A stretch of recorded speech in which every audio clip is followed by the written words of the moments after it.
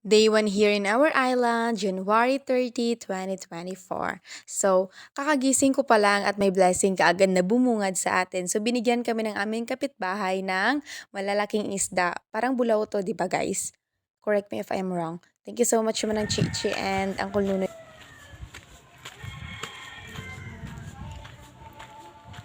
Mga hayo, tas ang dahon sibuyas. O dahon kamuti. Hi! Hello! Ga-vlog ko subong. O, di ba, siniswerte tayo ngayong araw. Libre na ngayong isda, libre pa yung panglamhay. So, lalagyan namin yan ng dahon ng kamote at manghihingi ako dito sa aking pinsan. Actually, ang nagtatanim nito ay yung asawa ng aking pinsan, si Uncle Pikit. Sobrang ganda ng kanyang mga pananim, guys. Sobrang tataba. And minsan lang kayo, guys, makakakita ng lalaki na mahilig sa tanim, di ba? So, thank you so much. Shout out sa imong kulpikit. Thank you so much sa paghatag sini nga mga talbos kag sa petsa nga gipangayo ko man. I know na mapapanood mo to kasi naman inaabangan mo talaga yung vlog ko. Thank you so much for the support and tani magbalikod ang makapangayo naman kuliwat.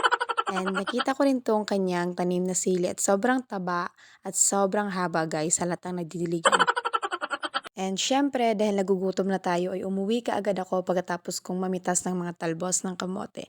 Kasi sasabawan natin guys yung ating isda. Nagalibog ang ulo sa New Explorer dira guys kasi hindi ko alam kung paano ay yung proper na maglinis ng isda. Kasi usually, si mama yung naglilinis ng isda. Kaya naman pinutol ko na lang yan at kinuha lahat-lahat ng nandyan sa tiyan niya.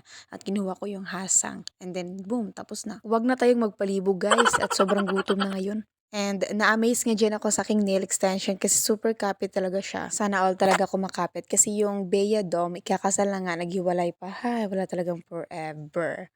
So, by the way guys, yung gumawa ng aking nail extension ay yung Nail Luxury. Ginawa tayong model for today's video guys. No choice sila, charot. O pero diba, at least sa choice tayo. So, thank you so much for the free nail extension. For the very first time, naranasan ko ring magka-nail extension. Kaya naman magluto na tayo at nagugutom na. Huwag nyo na lang pong pansinin yung aming kalderong itim pa sa akin. So, ayan na guys, ang ating lutong ulam. Hindi ko na na-video kasi lubat na talaga. That's all about my day 1 here in our island. Thank you so much for watching guys. Bye!